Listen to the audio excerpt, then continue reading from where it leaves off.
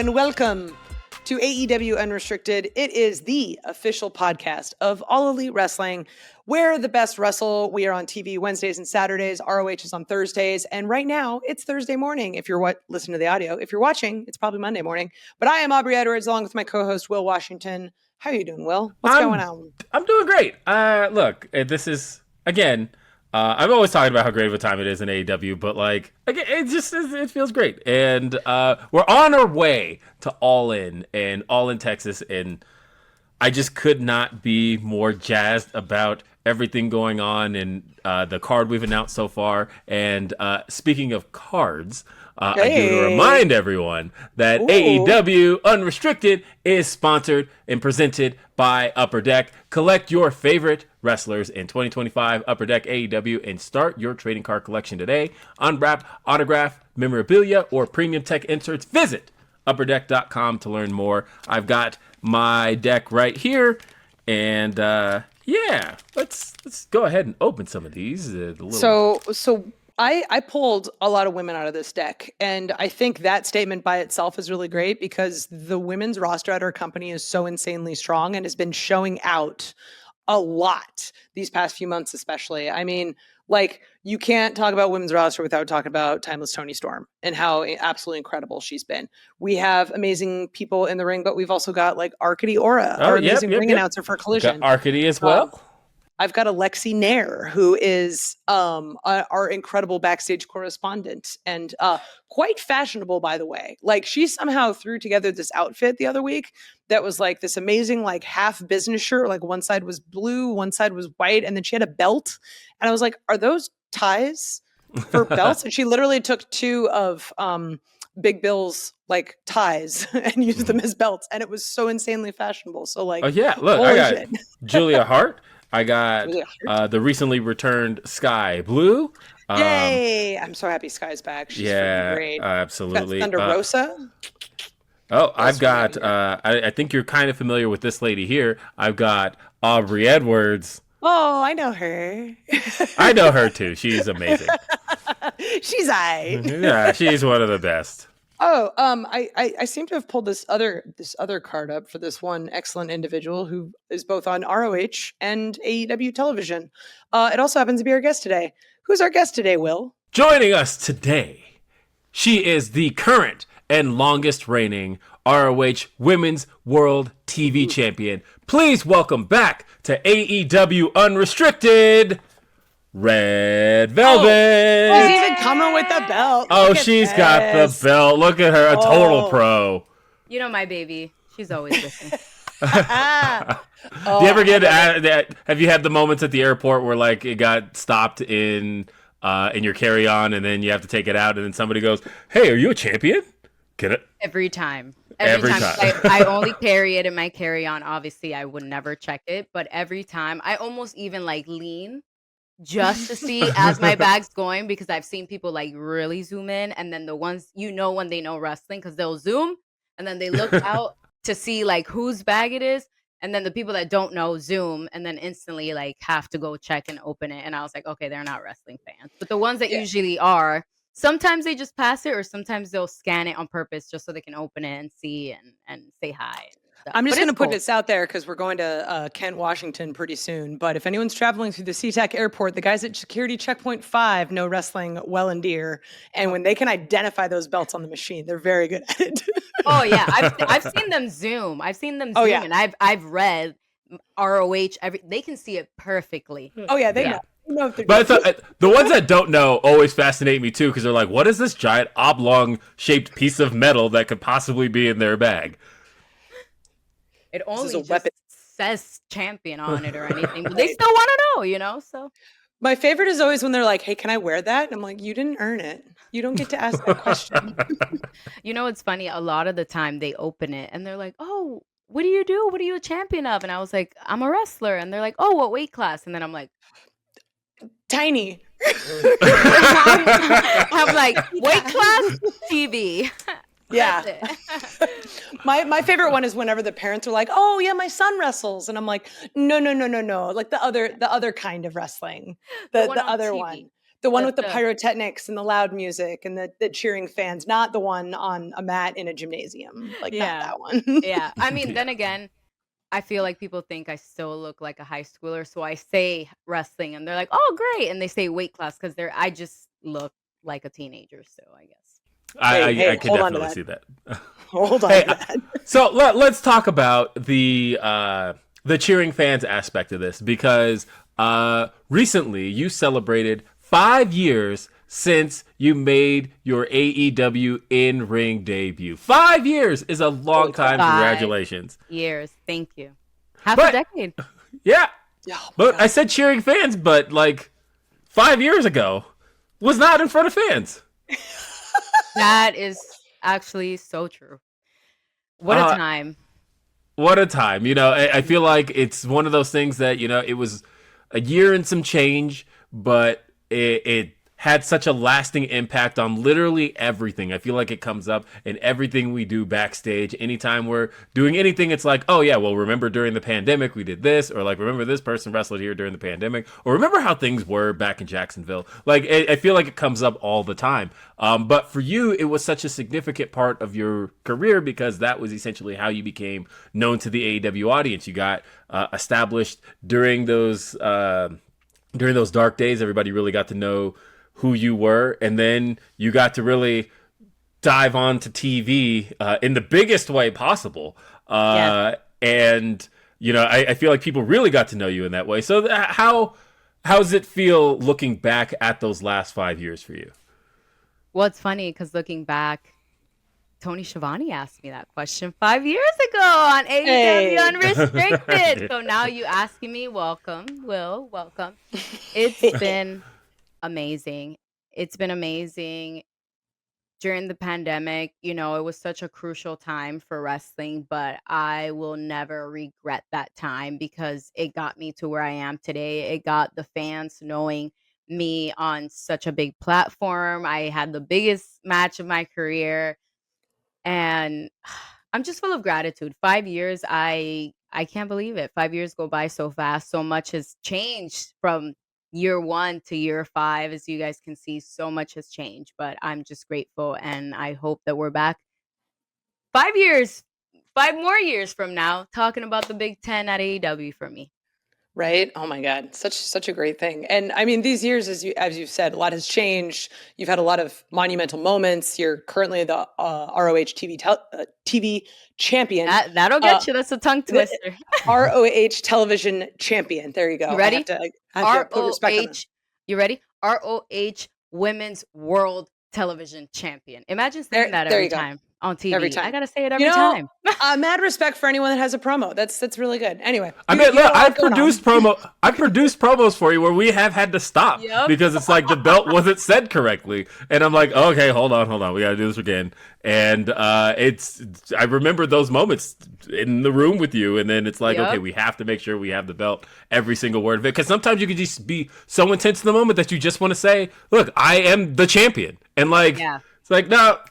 There's a very specific name Gotta that put belt over the has. product, brother. It's funny because every certain times, even I went to Mexico and they were like, Ring of Honor Women's Champion. And I was like, you cannot say that. You cannot Mhm. say Women's Different Champion. belts. Respectfully, we have a Women's Champion, and that's Athena. I am the Women's Television Champion.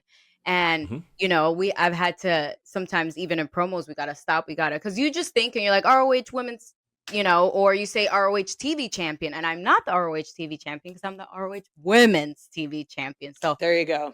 I'm always having to retrack every time I say a promo or something.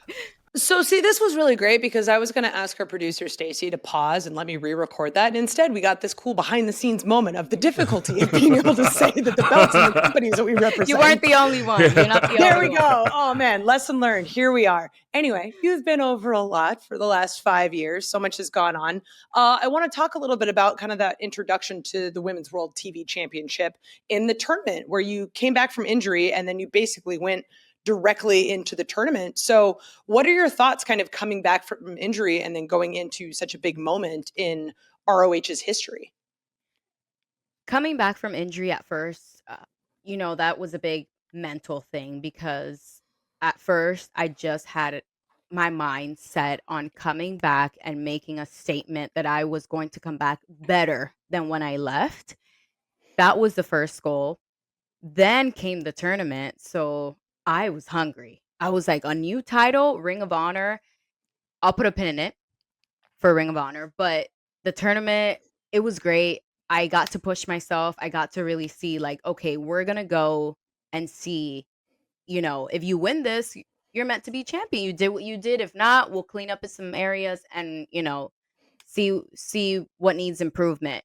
But I went out there. I had a great time. I had a great first round match with Sandra. Second round match was Layla. Third was Queen. And all three of them taught me so much. And Queen beat me. I'm not mad at it. She went on to the final. She did not win. I wish she would have won, but she did not. But that match with her really like opened up my eyes. Like, okay, I'm back. I'm ready to do this. I'm hungry. There has to be more for me. So that the tournament continued. I didn't win, but then I came across the person who did win. And ooh, I had some karma to get back. Well, she should have gotten me back. The anger should have been with me and IC because I had beat her twice, but she came for me and I delivered right back. Don't come for me. Don't come for me because I am not scared. I'm not backing down. You call me out, I'm coming swinging every time. Lesson learned. Yeah, Lesson it was learned. great. But I think putting the pin in it to hold a Ring of Honor women's, first of all, it's a women's TV title, first ever. I'm not the first ever, but title that is in Ring of Honor new was such a full circle moment for me because early in my career, I tried out for Ring of Honor. Ooh. And yeah, twice. First time I thought I had no idea what I was doing. I look back now, I'm like, ugh. But you jump at it, and I think I was like 2 years in, and I said, hey, if the opportunity presents itself, it did. And I went.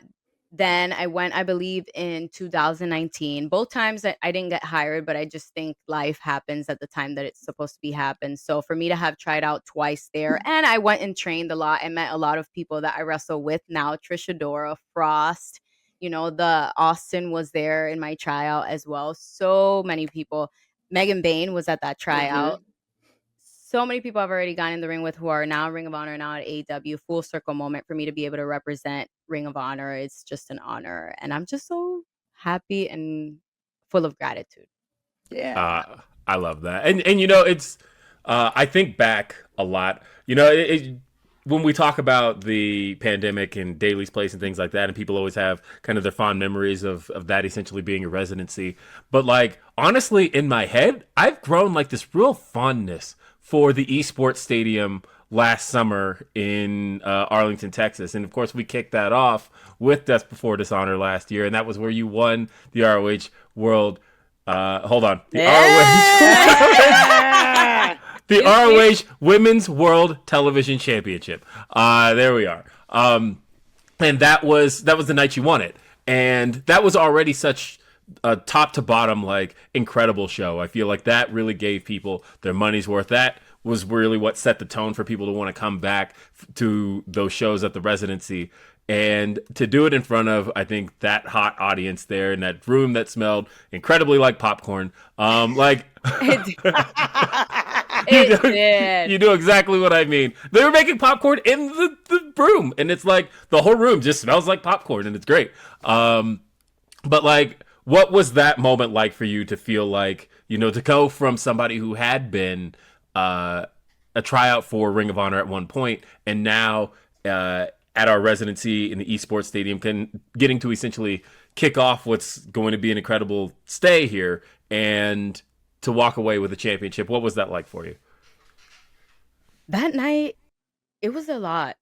So I brought my entire family. My mom stayed at home to watch. She's getting a little older, so she stayed back. But I brought my sister, my boyfriend, my niece, my trainer, my wrestling dad. Everybody was there. So the pressure was on, That night, the crowd, it was the first night, right, that we did our residency. It was full. It was full. And when I walked out, I could feel the heat. of the lights. Like I could just feel it.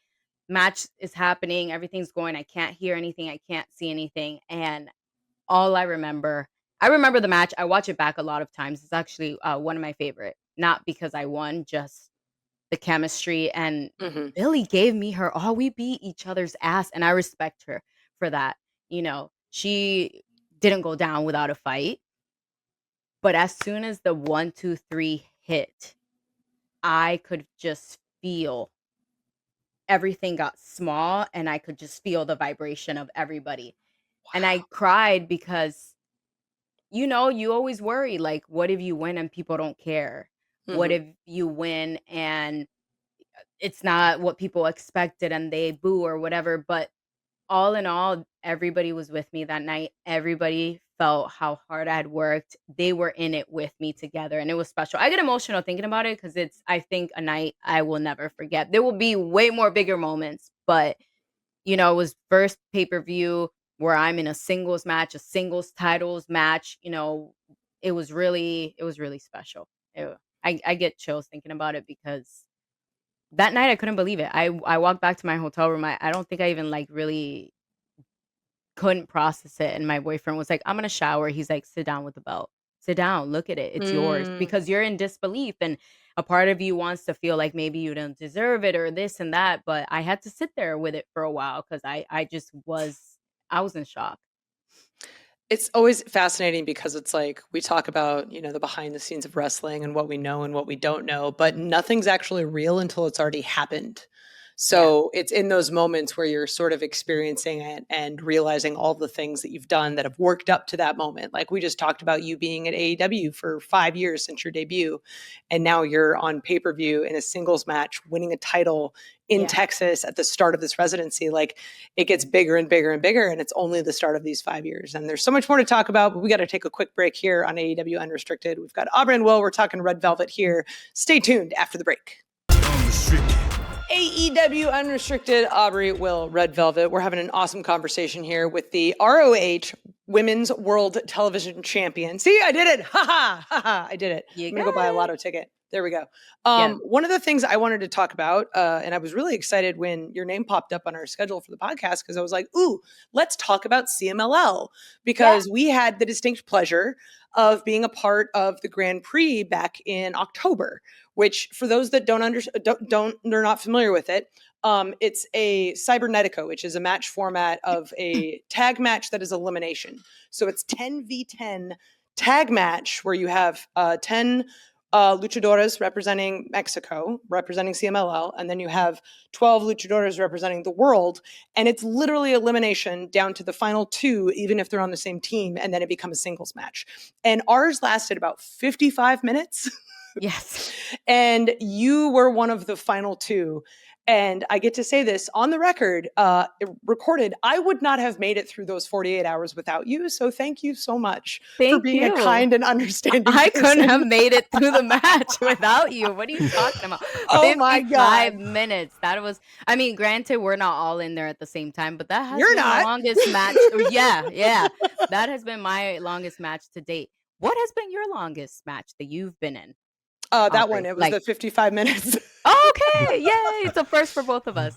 Yeah, I think unless you count Blood and Guts, but you're not really in the ring for that one. That one's kind of more on Yeah. the outside, like you're there officiating and whatnot. But this was like needing to remember 19 finishes, and at one point my hand legitimately started bleeding from hitting the mat so much. So I it was know. quite the day. Will's like eyes got really big. Yes. Yeah, I walked back into medical after. I'm like, hi, my hand's bleeding. I'm not sure why. Can somebody put some ice on this? Did someone like clean this up? And the doctor's like, what'd you do? And I'm like, I counted. I don't know what you're talking about. Oh my But, God. My job for Yeah, 55 minutes. Oh my God. But like the best part of that is just the how great CMLL is at representing women and wrestlers from all over the world. So we had people from Japan, we had people from the US, we had, people from Vietnam, and then you were the representative from Colombia. Yes. And what was it like for you to be the representative from Colombia for that match?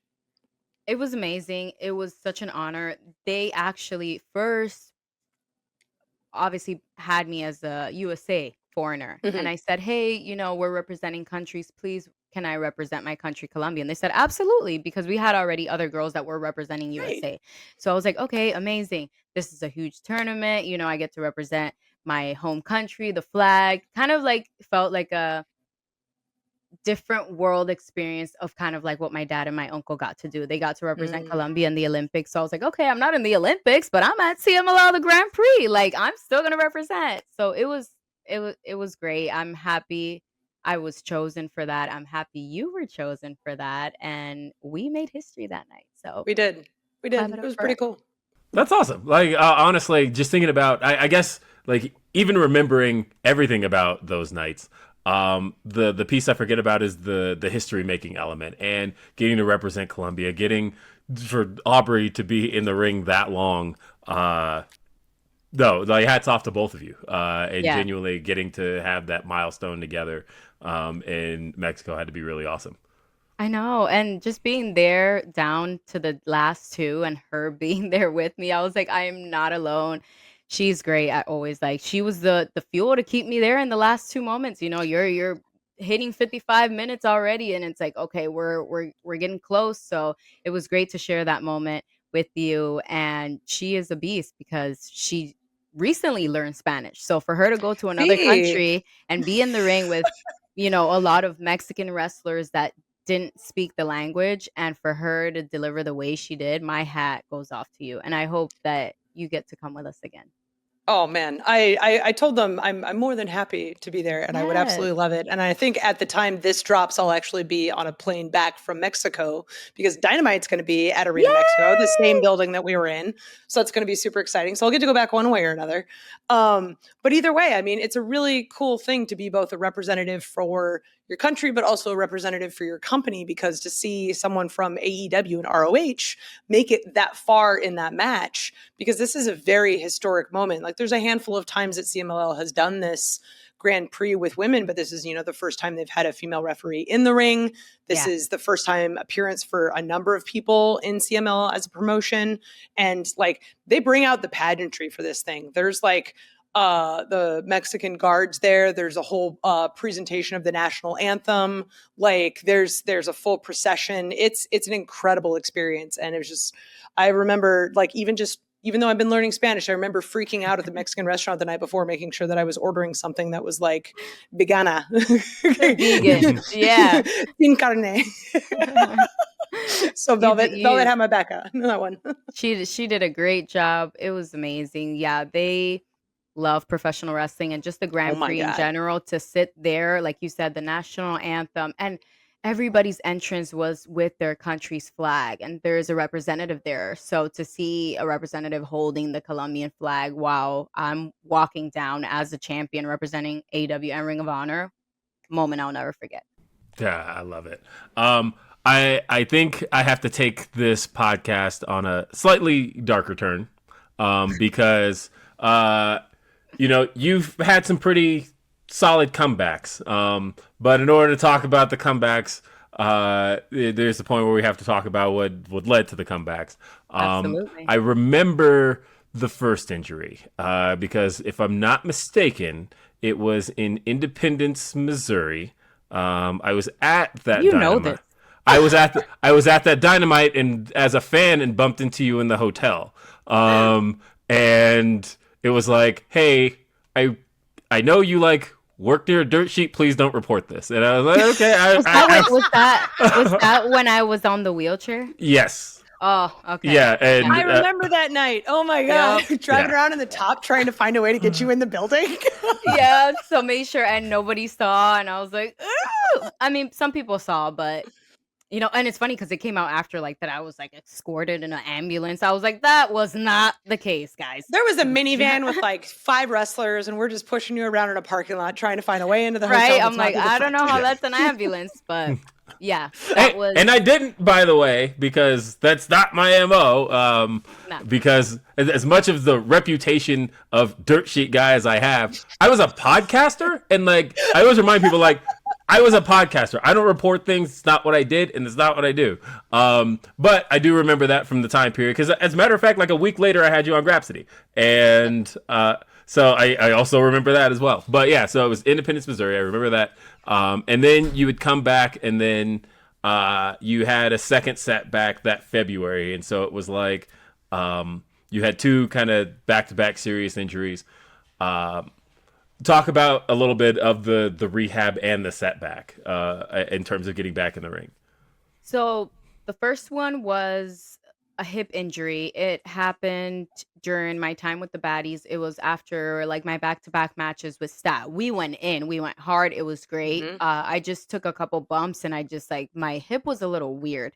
So they were trying to find out like what it was, and there was like speculation about I had torn something. Ultimately, nothing was torn. I did like PRP and I was back in 6 months. So rehab for that one, I didn't really do anything. I just got PRP and it actually got better. But yes, knee injury happened the night I was trying to beat Jade and kill the 50-0. I was trying to make it 49-1. But, you know, the universe had other plans.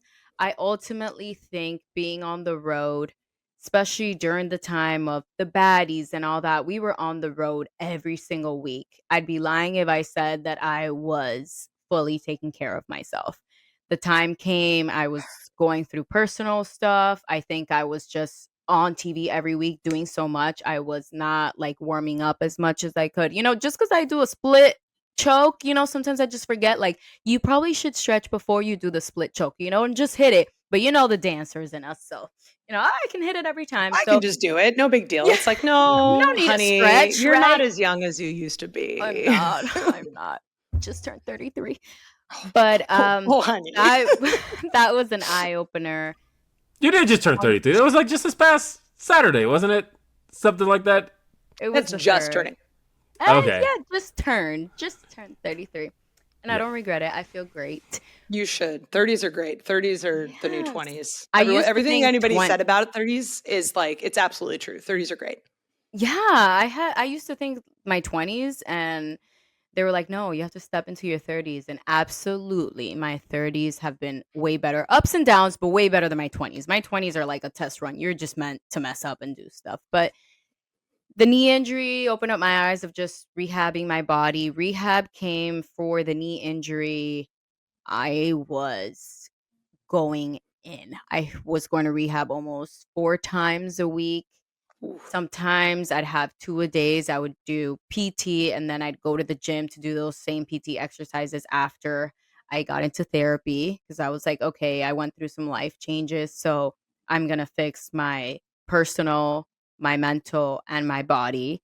I had a lot of time at home to process where I was, where I wanted my career to go. So I never look at that as a bad thing. I am where I am today and have achieved what I've achieved today because of all those things that happen. I think everyone's journey is like it needs to be a roller coaster. No one goes straight line, no one goes up like that, no one just goes down. It has a lot of twists and turns, and I always laughed when people were like, "Oh, wrestling, it might not give you what you give back, and you're never always going to be happy." And I was like, "Yeah, right. Okay. No, yeah, it has its ups and downs, but I always took the part of rehab. I was like, okay, I'm home, guaranteed 9 months. Guaranteed 9 months. There's nothing I can do about it. I'm going to be home 9 months because I can't walk, I can't do this stuff." So I was like, okay, I have no choice but to sit down and reflect. And I did that. And in all aspects, and best thing I ever did, I think that injury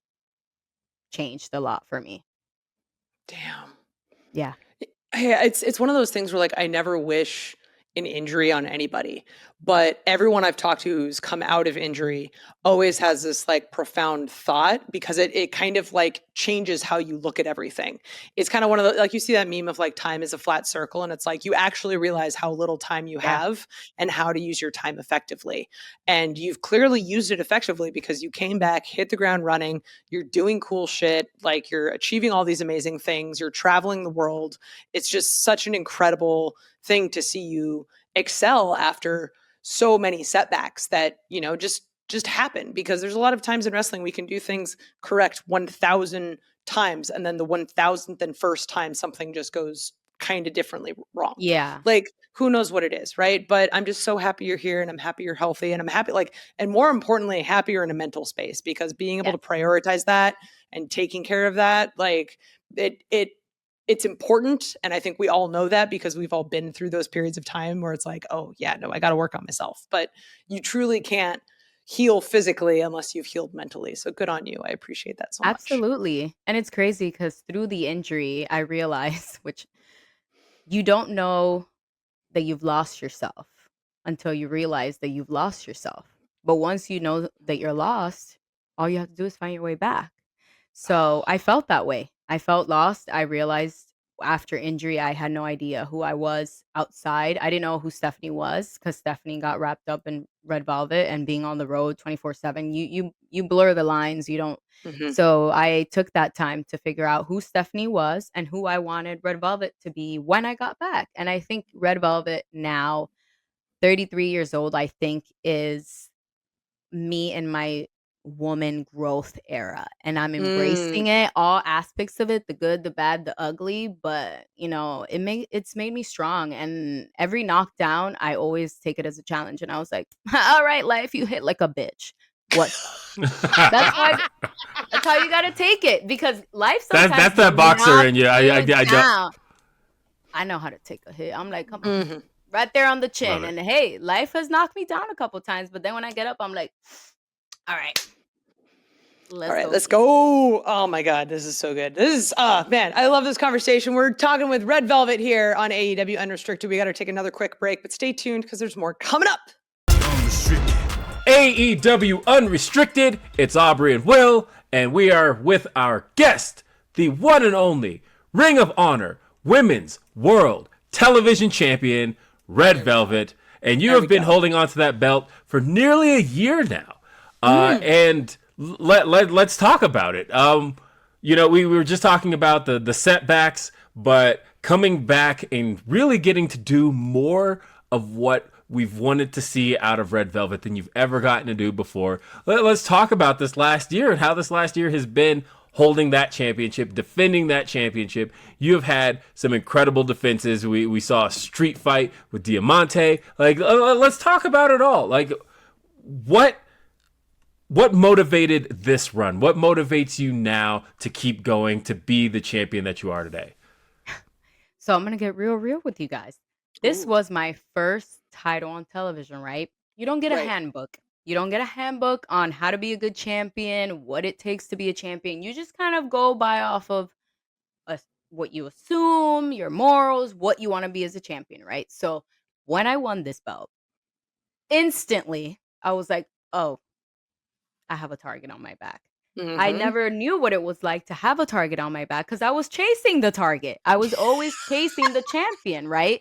So I had no idea, like, okay, what am I about to get myself into? And then you're like, oh, everybody's coming for me. Great. But it's been amazing. I've wrestled so many different girls during my title reign. You have Diamanté in that street fight, Frost, Layla at the time, we went back and forth and stuff. So many people. And it's, I've learned so much. I've learned so much after every defense. And my attitude hasn't changed from when I wasn't a champion to when I was a champion. Because guess what? When you get in the ring and the bell rings, as quickly as you can win is as quickly as you can lose. So what I always make sure I don't do is underestimate my opponent, because people underestimated me all the time. People underestimated me when I was going against Billie, and then I was like, joke's on you, it's my night. But I never underestimate my opponents. And if I get to know who I will wrestle a little further, I'll do my due diligence and watch their stuff. And always, I'm still a student of the game, either like while being a champion. I'm still a student of the game, but this reign has been great.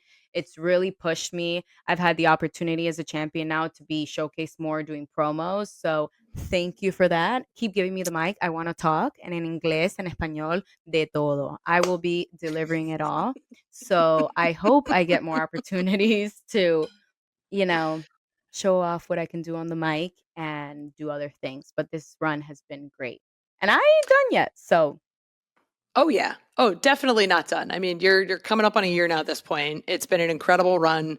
But as we mentioned earlier in the show, this is a newer title for Ring of Honor. There has not been a Ring of Honor World's Women's Television Champion in prior iterations of Ring of Honor, and you are the second, Billie Starkz having been the first. Yeah. So what is sort of the thing that you want to leave as like your stamp on this title?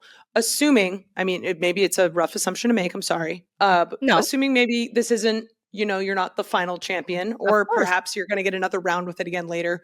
What's the stamp you want to put on this reign in particular? This reign particularly was not just for me, it was for everybody who's looked at as an underdog.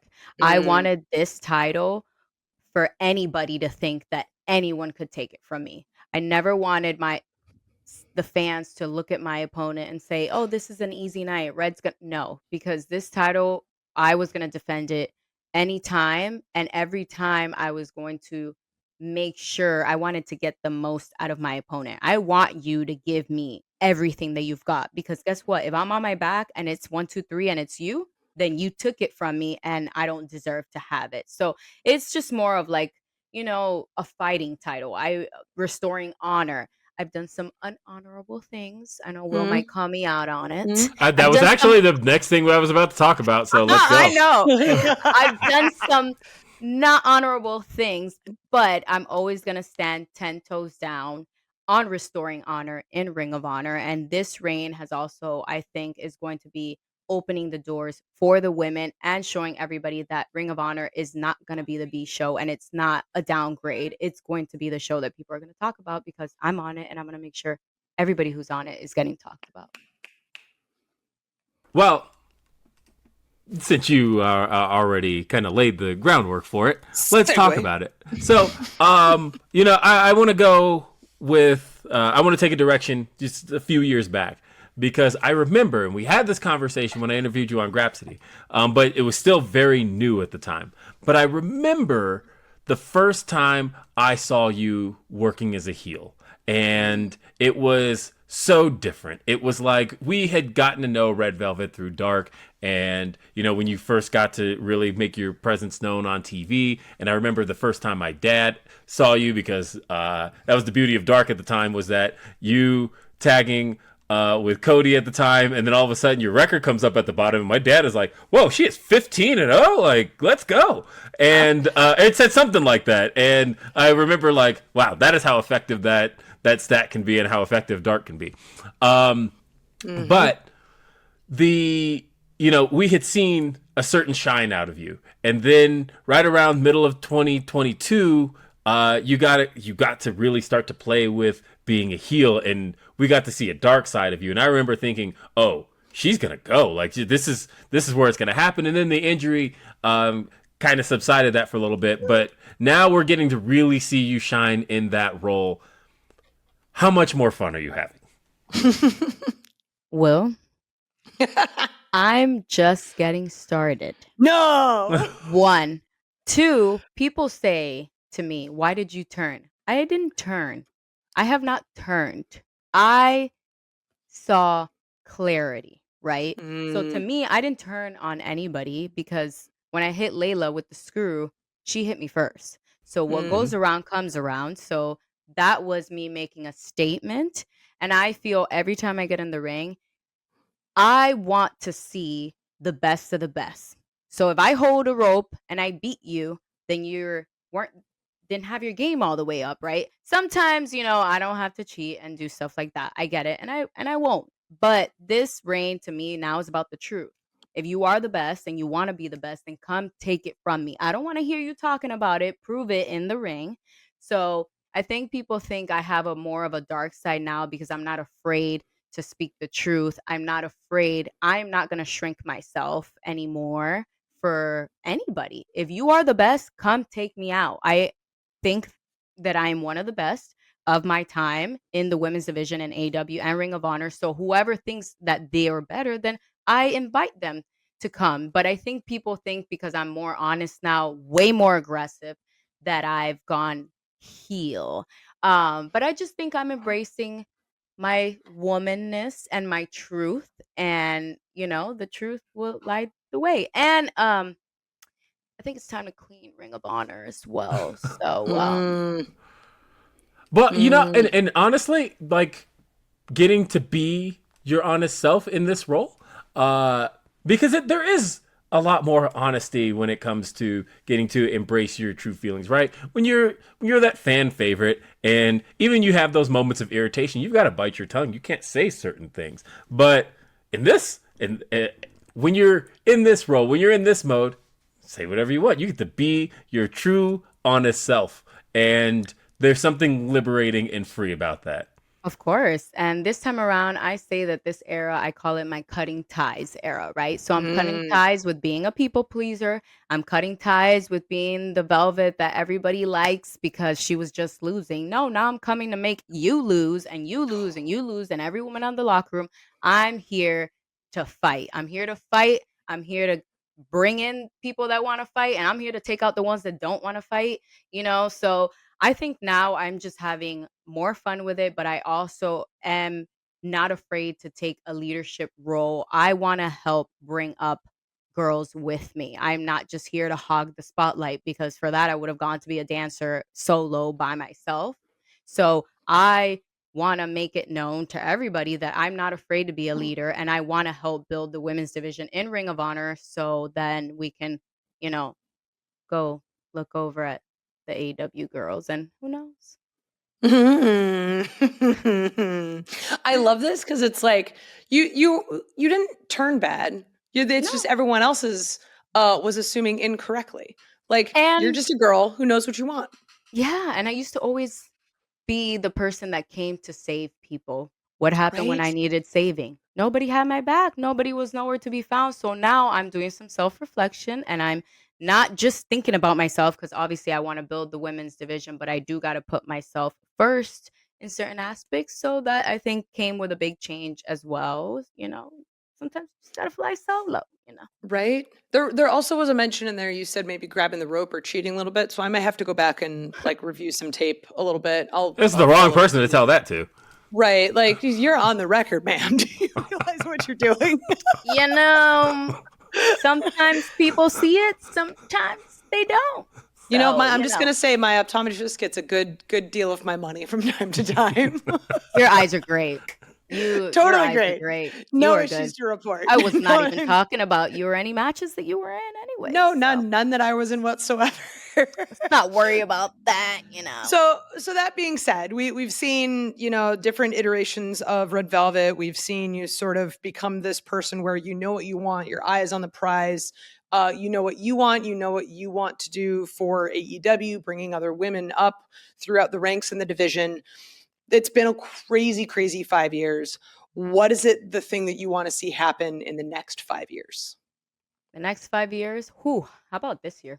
Right? But next 5 years, I want women tag titles. I'm going to talk about the men too. You're not left out. Women tag titles. I would like to see an all women's pay-per-view because the men deserve a night off to come cheer the women on or cheer from home, but the men deserve a day off as well. And I would love to see mixed tag titles because we just saw everything that's been going on with Marina and the Death Riders and Willow and Swerve and everything. And I think the crowd is itching and like, come on, Tony, like we can hang with the guys. So I think mixed tag titles would be great. I think I just want everyone, all the women want more opportunities for the women, and we're getting that. I'm going to go on record to say that we have 3 women's matches, right? For Dynamite, 4-hour special in Portland. So Hell yeah, we are doing it. But the next 5 years, I would love to see AEW to continue to grow, Ring of Honor to grow and get a TV deal so we can be on TV as well. I'm trying to see 5 years. That puts what? AEW at around like 10, 11 years running. Right.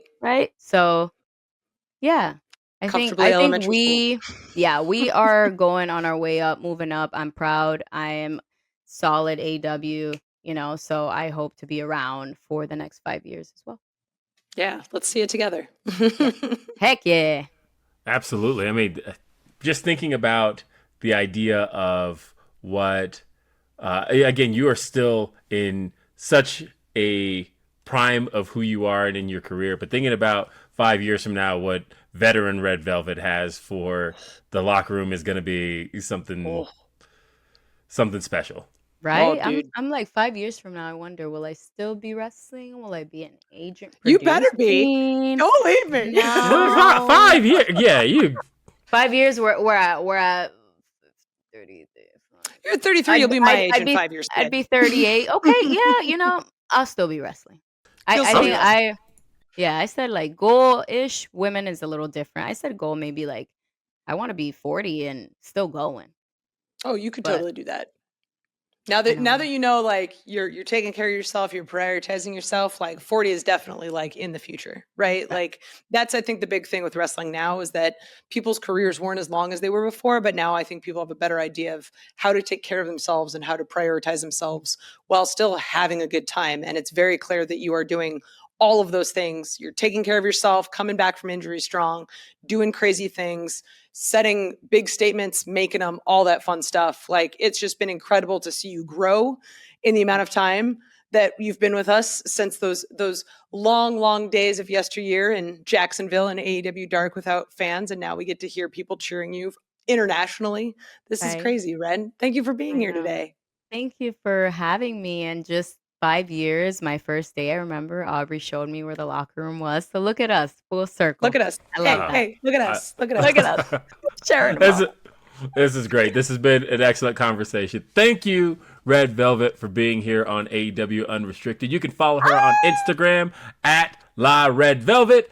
And don't forget, folks, AEW Unrestricted is sponsored in part by Upper Deck. Collect your favorite wrestlers in 2025 Upper Deck AEW and start your trading card collection today. Unwrap autograph memorabilia or premium tech inserts. Visit upperdeck.com to learn more. You can listen to and follow this podcast, AEW Unrestricted, at Apple Podcasts, Spotify, or wherever you get your podcast. And check out the video episodes on our YouTube channel at AEW Unrestricted. Hit that subscribe button so you never miss an episode. And are you an AEW insider? Get early access to ticket pre-sales, special merchandise offers, and more straight to your inbox. Sign up today at AEWTix.com. And don't forget, AEW Dynamite on TBS Wednesday nights at 8 p.m. and streaming on Max, and AEW Collision live every Saturday on TNT and streaming on Max, and ROH streams every Thursday on Honor Club, where you can see the honorable ROH Women's World Television Champion, Red Velvet, who is our guest, and thank her for being here today. I'm Will Washington. She is Aubrey Edwards. We'll see you next time and have a great day. Peace.